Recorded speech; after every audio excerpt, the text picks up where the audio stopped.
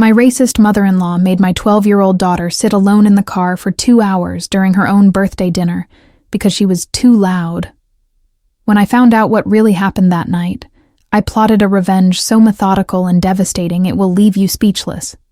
But before I tell you exactly what I did and how I brought down the most powerful woman in Chicago, subscribe to our channel now so you don't miss any of the incredible stories we tell here. Now, let me tell you how a mother's love became the most powerful weapon against a racist mother-in-law who thought she was untouchable.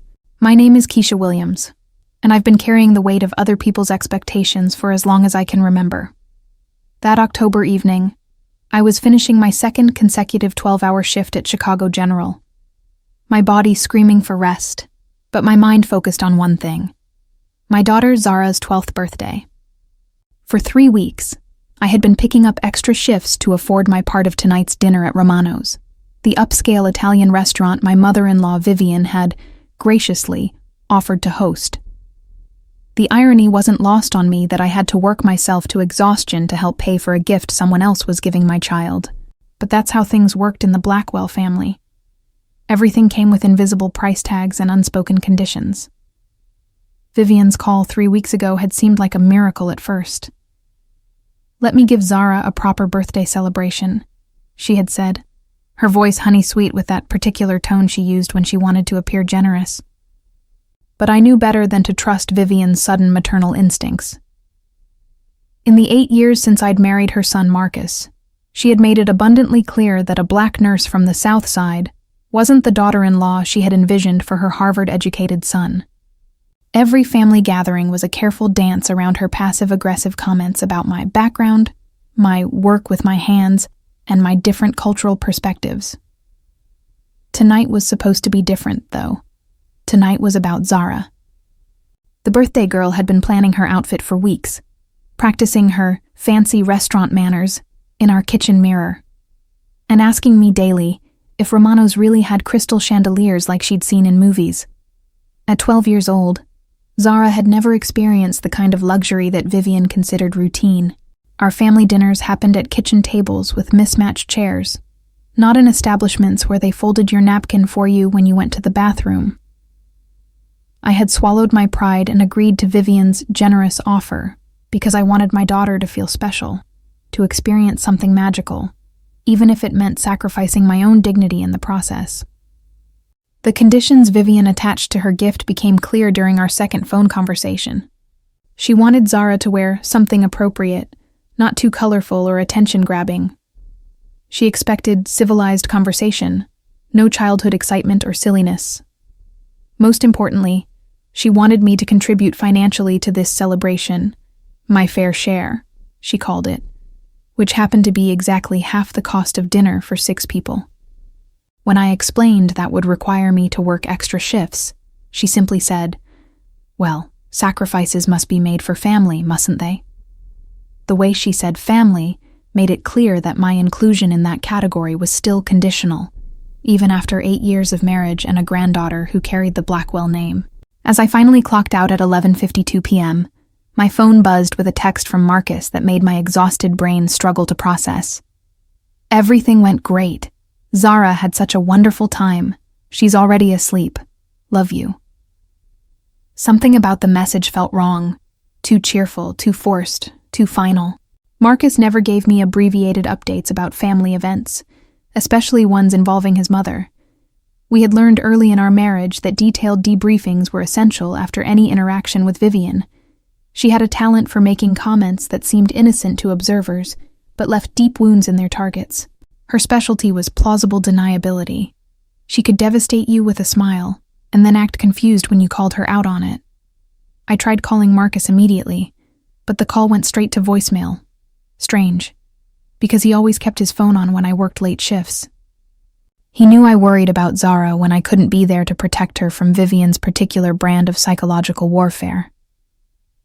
The October wind cut through my thin scrubs as I fumbled with my car keys in the hospital parking garage, my exhaustion making simple tasks feel impossible.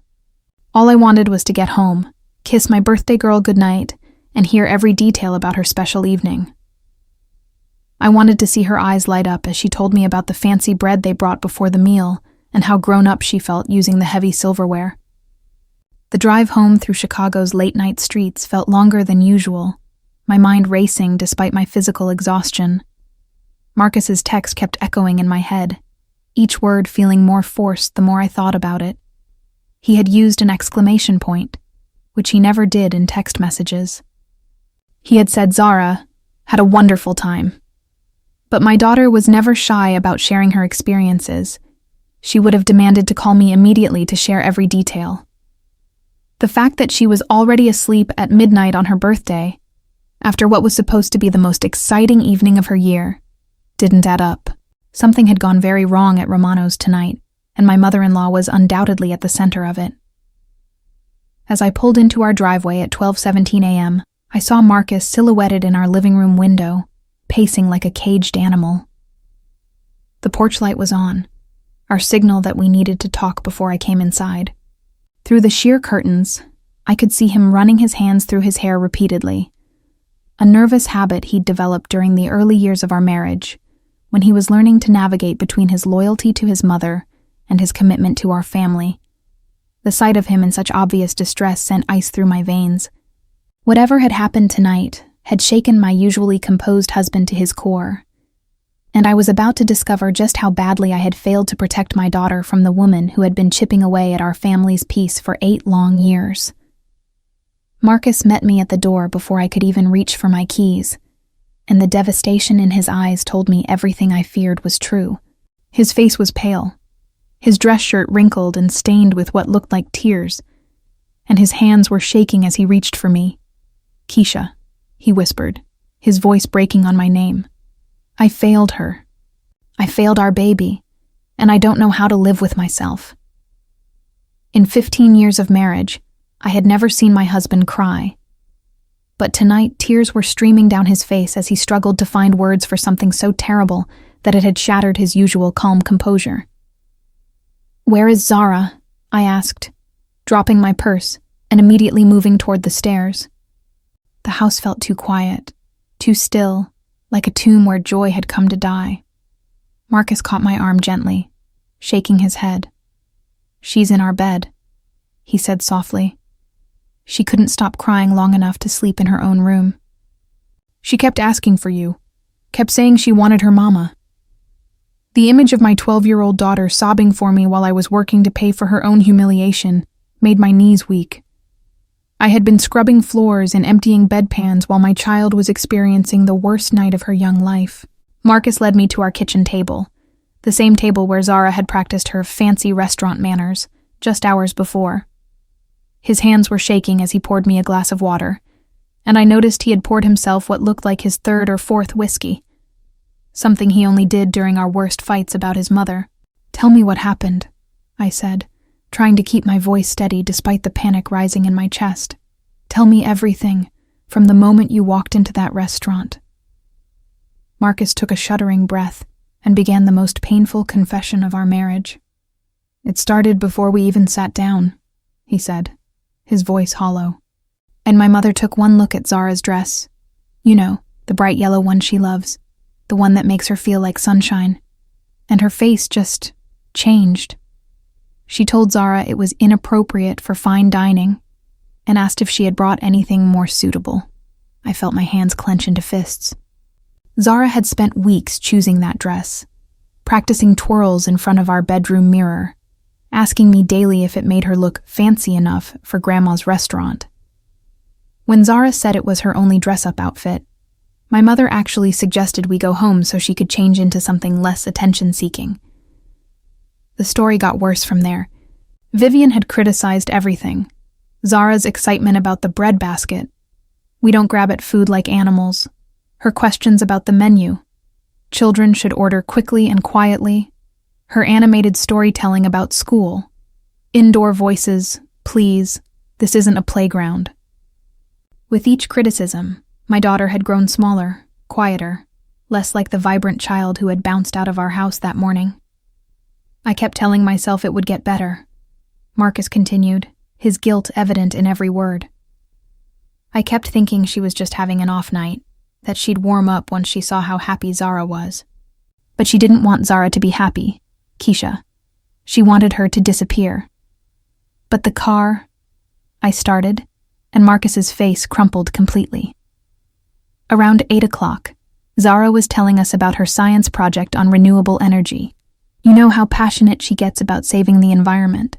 She was using her hands to demonstrate how solar panels work, her voice getting excited the way it does when she's really into something. She wasn't being loud or disruptive, just animated. And my mother slammed her hand on the table so hard that every person in the restaurant turned to look at us. I could picture it perfectly. Vivian's cold fury, the embarrassed silence, my daughter's confusion and growing fear. And she told Zara that her theatrical display was disrupting the other diners and that she needed to go sit in the car until she could conduct herself like a young lady instead of a street child. The racist undertone of that last phrase hit me like a physical blow. This wasn't just about table manners or birthday behavior. This was about Vivian's deep-seated belief that my daughter, with her brown skin and bright personality, didn't belong in her pristine white world. I should have stopped it right there, Marcus said, his voice breaking again. I should have taken Zara and walked out. But my mother, she has this way of making you doubt yourself, of making you think maybe you're overreacting. How long? I whispered, already knowing the answer would destroy me. Marcus couldn't meet my eyes as he spoke. 2 hours and 17 minutes. I timed it because I kept thinking surely she'd call Zara back inside soon. But we finished our appetizers, our main courses, our dessert, and sang Happy Birthday to an empty chair while my daughter sat alone in a parking lot on her 12th birthday. As the full weight of his words hit me, I felt something fundamental break inside my chest. My baby had spent her birthday crying alone in the dark while her own family celebrated without her, all because a cruel woman couldn't stand to see a black child taking up space in her perfect world. I didn't go to bed that night. How could I, knowing that my daughter was upstairs reliving the worst night of her life in her dreams? At 2 a.m., I crept into our bedroom and found Zara curled between Marcus and me, her face still puffy from crying, clutching the small wrapped gift I had left on her dresser that morning, a silver bracelet engraved with My Sunshine Girl that had cost me 3 weeks of lunch money. She was so small in our big bed, so vulnerable, and seeing her like that ignited something primal and protective in my soul. The old Keisha, who bent herself into impossible shapes to keep peace with toxic family members, died in that moment, replaced by a mother who would burn the world down before letting anyone hurt her child again. I spent the pre-dawn hours in our kitchen, laptop open, coffee growing cold as I researched everything I could find about Vivian Blackwell's carefully cultivated public image. What I discovered was a woman whose entire identity was built on appearing philanthropic, sophisticated, and morally superior. She served on the boards of 3 children's charities, hosted annual fundraising galas that raised millions for underprivileged youth, and had been featured in Chicago Magazine as one of the city's most generous philanthropists. The irony was staggering. A woman who publicly advocated for children's welfare while privately torturing her own granddaughter for the crime of existing with joy and enthusiasm. But Vivian's weakness was also her strength. She needed to be seen as perfect. Her reputation wasn't just important to her. It was everything.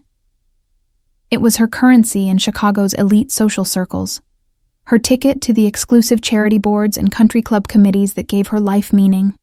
What would happen, I wondered, if the city's philanthropic community discovered that their champion of children's rights had spent 2 hours psychologically torturing a 12-year-old on her birthday? What would happen if the organizations she chaired knew they were being represented by someone who called black children street children and banished them from family celebrations? I started making calls as soon as business hours began, but not to reporters. That would come later. First, I called other parents from Zara's school, women who had witnessed Vivian's condescending behavior at school events over the years. I reached out to former service workers who had dealt with her cruelty, retail employees who had stories of her entitled outbursts, and members of our church who had seen her treat working-class families with disdain. What I discovered was that Zara and I weren't isolated victims. Vivian had left a trail of hurt and humiliated people throughout Chicago, particularly people of color who she felt were overstepping their place. The most damaging information came from an unexpected source, Elena Rodriguez, who had worked as a server at Romano's for 3 years. When I called the restaurant to verify the details of what had happened, Elena asked to speak with me privately. She told me that Vivian was notorious among the staff for her racist comments and treatment of non-white diners. She once complained that a table of black businessmen were ruining the ambiance just by existing, Elena said. And management usually comps her meal to avoid scenes. But last night, what she did to that little girl crossed a line for all of us. We have security footage if you need it. The security footage was the smoking gun I needed. 2 hours and 17 minutes of my daughter sitting alone in a car, occasionally wiping tears from her face, while inside the restaurant her family ate her birthday cake and sang to an empty chair. The video also captured the moment when a concerned staff member approached the car to check on Zara, only to be dismissed by Vivian with a wave of her hand and words that the lip reader I hired translated as, "She's learning a lesson." The casual cruelty of that gesture, the dismissive way she treated my daughter's suffering, convinced me that what I was planning wasn't revenge. It was justice. My strategy was methodical and precise. I wouldn't rely on sensational media coverage or public shaming tactics that could be dismissed as emotional overreaction. Instead, I would document everything, build an airtight case, and present it to the organizations that had entrusted Vivian with their reputations. I compiled incident reports from service workers, testimonials from other parents, the security footage from Romano's, and medical documentation of Zara's anxiety symptoms following the dinner. I had character witnesses, documented patterns of behavior, and undeniable evidence of child psychological abuse. The package I prepared for Vivian wasn't just a threat. It was a comprehensive dossier that would be sent to every charity board she served on, every social organization she belonged to, and every professional network she had cultivated over the decades. Each organization would receive the security footage, the witness statements, and a detailed timeline of her pattern of racist behavior toward children and families of color. The cover letter was simple. I thought you should know exactly who has been representing your organization in the community. Please review the enclosed materials and decide if this aligns with your mission to protect and nurture children. I hand-delivered the first package to Vivian's Lakeshore Drive penthouse at exactly 8 a.m. on Sunday morning, timing it perfectly to arrive during her weekly pre-brunch ritual of reading society pages and planning her social calendar. The doorman, Carlos, had seen me enough times over the years to wave me up without calling ahead, a small mercy that would allow me to witness Vivian's reaction firsthand. I had spent 8 years feeling like an unwelcome guest in that marble and gold lobby, always aware that my presence was tolerated rather than welcomed. Today felt different. Today, I walked those halls with purpose. Vivian answered her door in a silk robe that cost more than my monthly car payment, her hair already perfectly styled despite the early hour. Her surprise at seeing me quickly morphed into irritation. After all, I had never visited her without Marcus as a buffer. "Keisha, what are you doing here at this ungodly hour?" Her voice carried that familiar tone of barely concealed disdain, as if my mere existence was an inconvenience to her perfectly ordered world. I handed her the manila envelope without a word, watching as her manicured fingers traced the edges, looking for clues about its contents. "Just some reading material for your Sunday morning," I said calmly, already turning back toward the elevator. "I think you'll find it very enlightening." "Oh, and Vivian." I paused, looking back at her confused expression. "You might want to clear your calendar for the next few weeks. You're going to be very busy explaining yourself to a lot of important people." The elevator doors closed on her bewildered face, and for the first time in 8 years, I felt like I had won a round against the woman who had been systematically trying to destroy my family's happiness. The first call came exactly 43 minutes later, while I was making a real breakfast for Zara, fresh pancakes with blueberries and whipped cream, not the frozen ones we usually managed on busy mornings. My daughter was sitting at our kitchen table, still subdued from Friday night, but trying to smile as I told her about all the special activities we would do together, just the two of us. When Vivian's name appeared on my phone screen, I almost ignored it, but I wanted to hear her reaction, wanted to know that my words had hit their target with surgical precision. "You vindictive bitch," Vivian hissed into the phone, her carefully cultivated upper-class accent slipping to reveal something uglier underneath. "How dare you threaten me with lies and fabrications? I will not be blackmailed by some ghetto nurse who doesn't know her place." The mask was finally off, and I was hearing the real Vivian Blackwell, the woman who had been hiding behind charity galas and polite society manners while harboring deep-seated racism and cruelty. I put the phone on speaker so Zara could hear exactly what kind of person her grandmother really was. "Actually, Vivian, I haven't sent anything to the press yet," I said calmly, continuing to flip pancakes while she raged. "That package you just opened, that was just a preview, a professional courtesy to let you know what's coming. The real packages go out to the boards of directors tomorrow morning. But please, keep talking. Zara is listening, and I want her to hear how you really feel about her and her ghetto mother." The sudden silence on the other end told me that Vivian had finally realized she had just revealed her true nature to the granddaughter she claimed to love. "Zara, sweetheart?" Vivian's voice became sickeningly sweet, trying to undo the damage. "Grandma didn't mean—" But I cut her off before she could manipulate my daughter any further. "No, Vivian. You meant every word. You've always meant every word. The only difference is that now Zara knows who you really are, and soon the rest of Chicago will too." I hung up while she was still sputtering excuses and turned off my phone. My daughter was looking at me with wide eyes, but instead of fear, I saw something that looked like relief. "Mom," Zara said quietly, "is that why she made me sit in the car? Because she doesn't like that I'm black?" The direct question broke my heart, but I was proud of my daughter for making the connection that the adults in her life had been dancing around for years. "Yes, baby," I said, kneeling down beside her chair. "Some people have hate in their hearts, and they try to make others feel small because of it. But that's their problem, not yours. You are perfect exactly as you are, and anyone who can't see that doesn't deserve to be in your life." Over the next 3 days, I watched Vivian's carefully constructed world crumble in real time. The first domino fell on Monday, when the board of Bright Futures Chicago held an emergency meeting after receiving the security footage of her treatment of Zara. By Tuesday afternoon, she had been removed from her position as board chair and permanently banned from all organizational events. Wednesday brought resignations from 2 more charity boards and a formal complaint filed with the Better Business Bureau regarding her treatment of service workers at multiple Chicago establishments. The Chicago Tribune story ran on Thursday morning with the headline, "Child Advocate Board Member Caught on Video Psychologically Abusing Granddaughter." The article was devastating in its restraint, letting the security footage and witness testimonials speak for themselves without editorial commentary. By Friday afternoon, Vivian had lost her position on every charity board, been quietly asked to leave her country club, and found herself persona non grata in the social circles that had once worshipped her generous donations and impeccable reputation. The story had legs because it wasn't just about one bad night. It was about systemic racism hiding behind philanthropy and charity work. The most satisfying moment came when Dr. Jennifer Park, the director of Bright Futures Chicago, called me personally to apologize. "We had no idea," she said, her voice heavy with shame.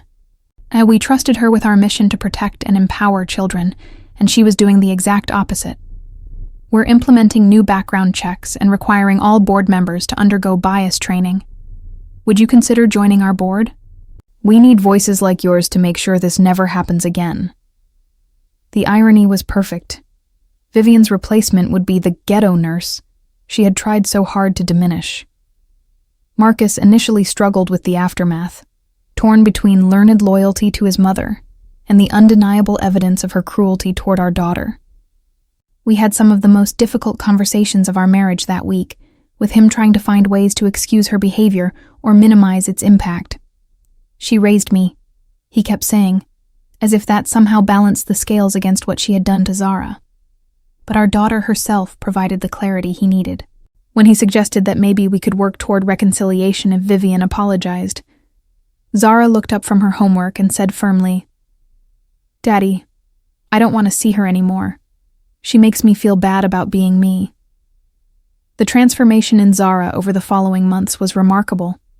Without the constant undercurrent of criticism and judgment that had characterized every family gathering, she blossomed into the confident, joyful child I had always known she could be. Her grades improved dramatically. She made new friends who valued her intelligence and creativity, and she started advocating for herself in ways that made my heart swell with pride. Most importantly, she had learned that her mother would move heaven and earth to protect her, and that knowledge gave her a security she had never had before. The best part of the entire experience was watching Zara understand her own worth. She had seen her mother stand up to someone who was hurting her, and she learned that sometimes fighting back isn't about being mean. It's about refusing to let cruel people continue their behavior unchallenged. When her 13th birthday approached, she asked for a simple party at home with friends who loved her exactly as she was. "I don't need fancy restaurants," she told me as we planned the celebration. "I just need people who think I'm wonderful the way I am." 6 months after that terrible night at Romano's, I received an unexpected package in the mail. Inside was a handwritten letter from Elena Rodriguez, the server who had provided the security footage, along with a newspaper clipping about a new Chicago ordinance requiring restaurants to report suspected child abuse or neglect. "Your courage inspired this," Elena wrote. "The city council unanimously passed this after seeing what happened to Zara. You didn't just save your daughter. You're protecting other children too." I realized then that standing up to Vivian had created ripples far beyond our family, inspiring systemic changes that would protect vulnerable children throughout the city. As I tucked Zara into bed that night, she asked me a question that proved she understood the larger lesson. "Mom, when I grow up and have kids, will I be as brave as you?" I kissed her forehead and said, "Baby, you're already braver than I ever was. You survived that night with your spirit intact, and you chose to trust love over hate. That's the bravest thing anyone can do." The package I had sent to Vivian that Sunday morning wasn't really about revenge at all. It was about teaching my daughter that she deserved dignity, respect, and unconditional love, and that there would always be someone willing to fight for her when she couldn't fight for herself. The most profound change wasn't in Vivian's ruined reputation or in the policies that were implemented because of our story. It was in the way Zara now carried herself through the world, with the confidence of a child who knew she was valued, protected, and cherished exactly as she was. That confidence would serve her well for the rest of her life, and it was worth every relationship I had sacrificed and every bridge I had burned to give it to her. Sometimes the most loving thing you can do for your child is show them that they are worth fighting for, no matter the cost. So, what did you think of Keisha's story? I confess I got emotional several times telling this story to you. The strength of a mother protecting her daughter is something that touches us all, right? Leave a comment below and tell us what you would do in Keisha's place. Do you think she overdid it or did the right thing? Let us know. I read every comment. If you haven't subscribed to the channel yet, take advantage and click the subscribe button below. It's free and helps me a lot to continue bringing you these stories that move us. Hey, there's another story waiting for you on the screen, one that will leave you speechless. Click here and I'll see you there. A big kiss and see you in the next video.